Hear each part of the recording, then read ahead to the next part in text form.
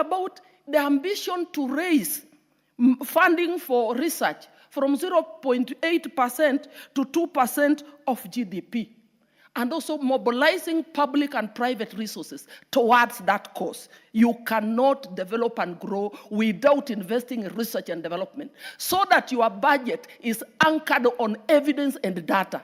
Honorable Speaker, I beg for a few minutes because I need to explain 1, 2, 3. Honorable Speaker, on the same, he is also, like I've mentioned, supporting a lot on entrepreneurship. 2, on agro-industrialization. Food security. It has been mentioned. Please conclude so that you give others a chance. Yes, there is also a lot being done on MSME economy. It has been mentioned here, supporting all that in that space. Honorable Speaker, I cannot talk about housing. We see mushrooming of many success stories that Kenyans can speak today and see how SHA is actually transforming the health sector. Honorable Speaker, we can speak energy. You can't grow the economy with...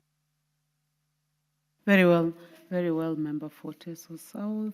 The Honorable Mpuru Aburi, Member for Tigania East. Asante, Madam Speaker. Yangu ni kusangia hotuba ya rais ya wiki iliyopita. Ilikuwa ni nzuri zaidi, Madam Speaker, kwa sababu tangu 1960s hatujawahi kuona rais ambaye amesimama na watu. Mimi kivyangu Tigania East tulimpigia Raila Amolo Odinga kura, tukiwa Simio. Na wasaizi ikirundiwa kesho zote tunaona kwa yule Ruto, kwa sababu aliweza kutuunganisha sote pamoja. Hakuangalia mahali ambaye hakupigwa kura na mahali alipigia kura. Ukiangalia for example, angalia Nyanza hakumpigia. Ukiangalia Wiper hakumpigia, lakini anatoka hapa anaenda kukuda kwa Wiper, anatengeza kila kitu. Anakuja kwangu mimi mwenyewe Tigania East ambaye alikuwa ameshindwa na kura. Ametengeza barabara ya Mikinduri kuna 30 road. Wale contractor kwa site. Affordable houses za Mikinduri zitengezwa. KMTC kule Mudhara inaendelea kutengezwa. Huduma center ambaye zaidi tumepewa inaendelea kutengezwa. Kona zote anataka Tigania East na hakumpigia kura. Ndipo nasema kwamba ile kazi ambaye anafanyia wa Kenya ni kazi nzuri. Na apangue asema kwamba huu ni Mkamba, huu ni Meru, huu ni Mluya, huu ni Mkaleji, wote wanaorganiza. Lakini nasema kwamba sitasema kwamba for example kuna mama wawili walienda kibarua kule industrial area. Na mama wawili walienda kibarua pale industrial area, mmoja alikuwa na watoto 10. Yule alikuwa na watoto 10 na mwingine ana mtoto. Jioni kafika, yule mwindi akamweleza kwamba eti ya kwamba nyinyi leo hampati mzahara. Kwa sababu nini? Sina pesa, nendeni nyumbani. Yule mama ambaye alikuwa na watoto 10, akutoka kwa ile mlango alikuwa analia. Eti ya kwamba siwezi kwenda nyumbani kwa sababu sina kitu kupeleka watoto. Lakini yule alikuwa hana mtoto, alienda nyumbani akifurahi. Sisi watu wasifikiria kwamba tunamuunga William Ruto mkono kwa sababu yeye ndiye amesikilia kikabu nchi yetu ya Kenya. Nikiwa Mpuru mtu Aburi, niko na watoto kwa mgongo wangu. Niko watoto wa Tigania East barabara. Niko watoto Tigania East education. Niko watoto Tigania East KMTC. Niko watoto Tigania East Huduma Center. Niko watoto Tigania East ambayo nataka kuinuliwa. Kwa hivyo naambia Wakenya eti ya kwamba ukiona sisi tunasupport serikali ndio iko na kikapu ambaye inaweza kuinua watu. Yangu ni kusema kwamba niko na support kubwa ambaye nampatia William Ruto kwa sababu yeye ameweza kuunganisha Wakenya. Yeye ameweza kusema eti ya kwamba ana mtoto wa mgongo wala tumbo, wote anaunganisha. Nikimalizia, Madam Speaker, Rais William Ruto uliangalia hapa, aliongea mambo barabara. Mheshimiwa kutoka upande wa Moyale na Ngarissa na Marsabit pale amesema kwamba barabara zitengezwa. Ukienda pale upande wa Waluya barabara zinatengezwa. Ukienda upande wa mahali kuna ODM ambaye kumpigia kura, barabara zinatengezwa. That means huyu jamaa anaweza. Angalia mambo ya mkate. Watu walikuwa wanaandamana pana sufuria kwa kichwa. Watu walikuwa wanaandamana mambo ya mkate, akisikilia mkate, wasaizi iko chini. Angalia mambo ya petroli. Hata mimi mwenyewe nilikuwa nimehuzika kwa sababu ya petroli. Wasaizi hakuna mtu anaongea mambo ya petroli. Angalia ndole ya nchi yetu ya Kenya ilikuwa 140. Wasaizi iko tuko sawa. So Madam Speaker, tutasema kwamba ukimkataa mtu hata akiwa na mafuta, hawezi kusema kuna mafuta, unamtuvia vumbi. Kwa hivyo mimi kivyangu na support serikali ya William Samoei Ruto kwa sababu kazi yake ni kazi nzuri na inaonekana na Wakenya. Wale ambaye hawaoni hii serikali hata ukiwafanya nini hawawezi. na wale ambao hawana serikali walikuwako wakati ule 1992. Tuko na history ya Molo 1992, tuko na history ya Molo bila hata ndugu misali. 1994 tuko na history ya mama Matiba, ile kazi ambayo ilifanywa na Madio na wanajulikana.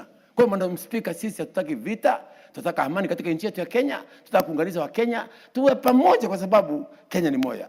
Asante Madam Speaker kwa kunipa nafasi hii. Thank you so much. Asante sana. Mheshimiwa Joshua Mwalio, member for Masinga.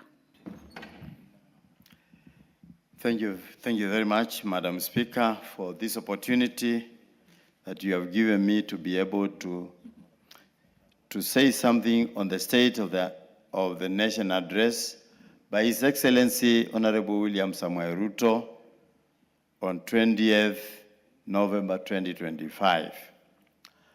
I want to start by saying that the President is the vision bearer of this country.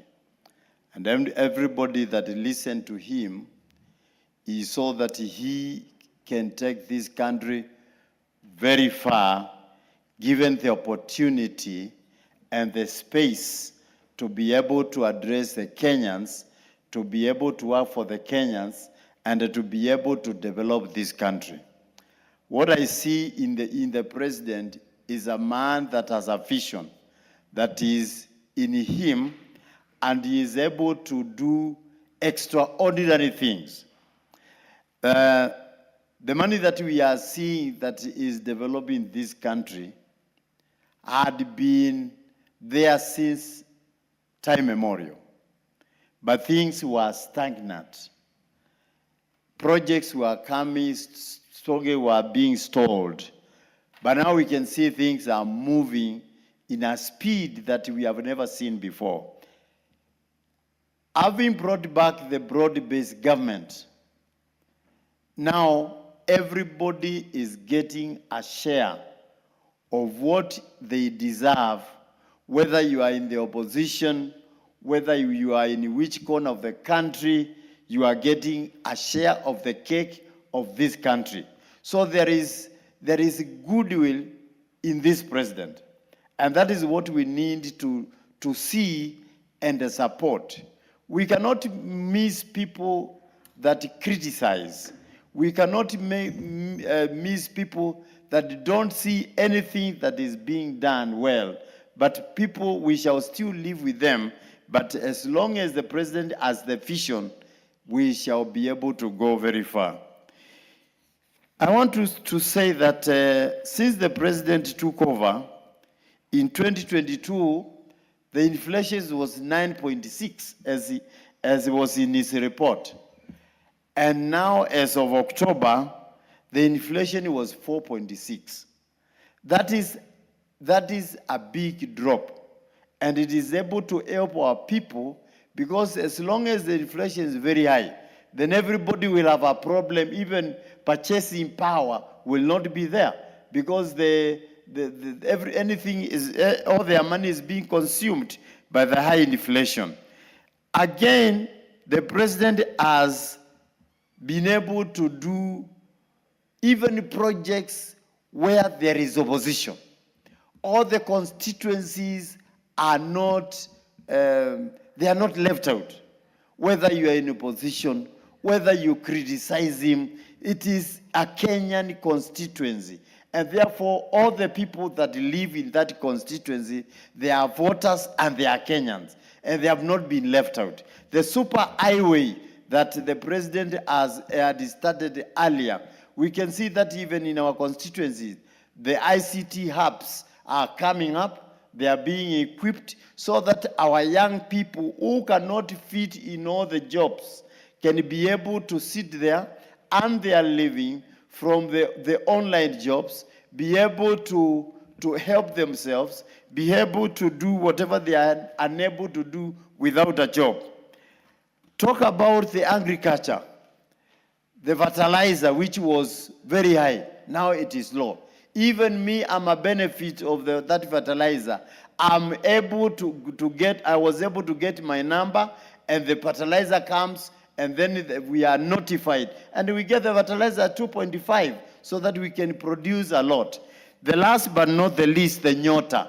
The young people are able to get money through the Nyota, which was launched the other day. And they are going to be able to, by the end of the year, in 5 years, they will have gotten 820,000 young people working with the money that has been given by the Nyota initiative. So let's support the president, because the vision that he has will take us very far to the first world, as he had been able to promise.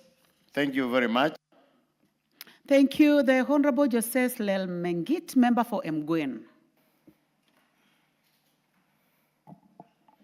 Thank you, Honorable Speaker. First, I want to congratulate and thank the President for his State of the Nation address that he gave recently.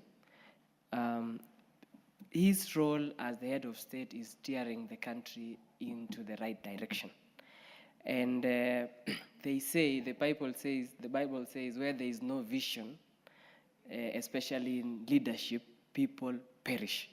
But we thank God for giving us the president, that he has the zeal, he has the power, and he has the strength, and also very intelligent in driving the agendas of this country and putting everyone in mind, from the young ones to the old. Honorable Speaker, first, I want to say the State of Address, Nation Address was just an enhancement of the Kenya Kwanza's plan that is in place.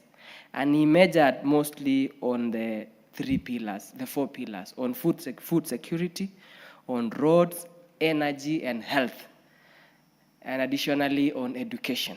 Honorable Speaker, for any country to have an economic growth, we have to focus on these sectors, on food security, on roads, energy, and health, including education.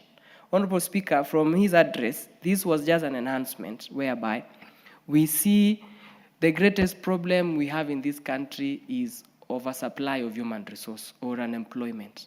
We have qualified team and everything. But these people, especially the youthful generation, cannot get these jobs without the country intentionally spurring economic growth.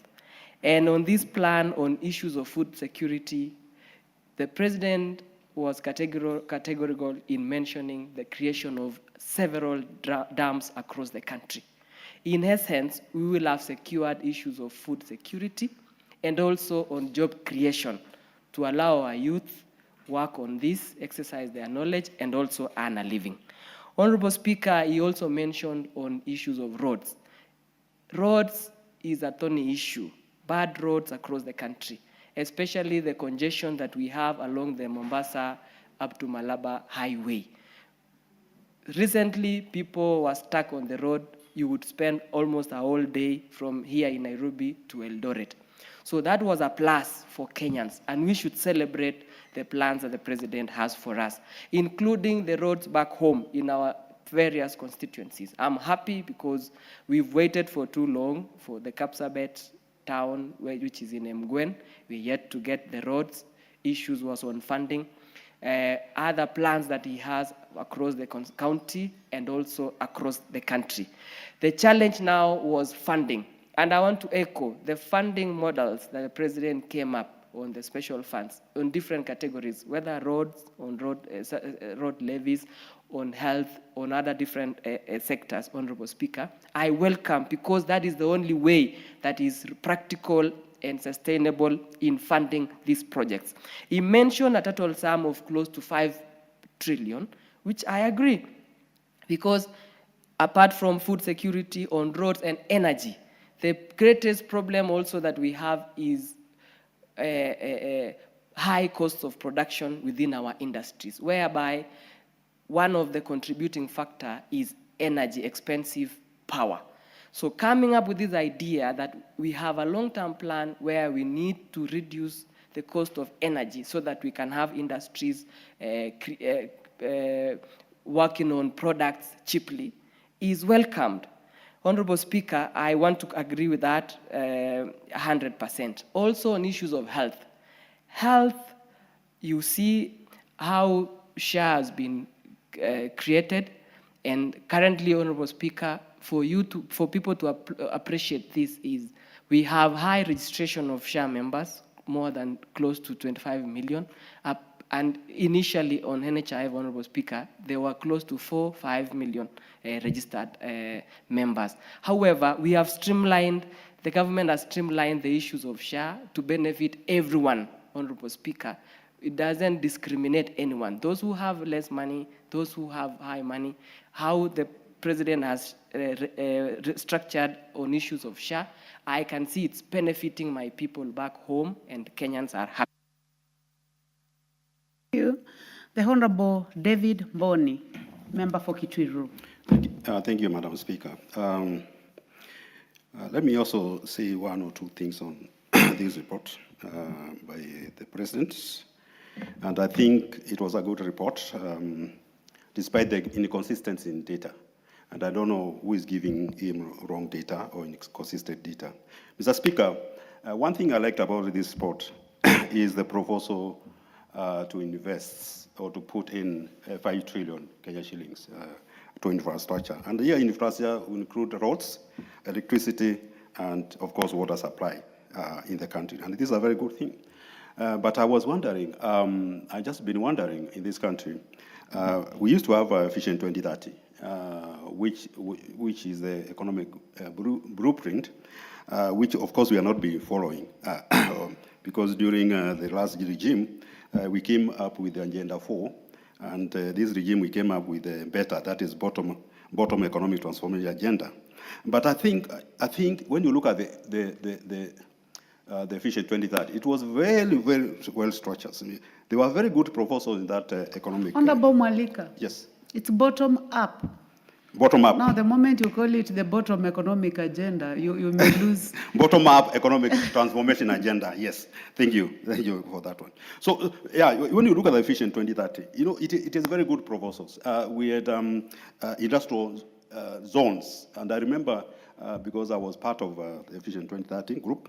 I remember we used to have, we had proposed to have industrial parks. There was one which was supposed to be in Keno. And you remember we have a proposal to do a Grand Force Dam in Tana River. These are mega projects. So I propose that going forward, and to include the proposal by President, which is very good in terms of infrastructure, we need to have economic blueprint, because the Vision 2030 is ending 2030. And when you talk with the Treasury, it's like they don't have any plan to have a blueprint. Because you see, a blueprint is a planning document, a long vision for the country. So even if after some time this regime is not there, the next regime will follow that, and it's going to help this country. So that's one thing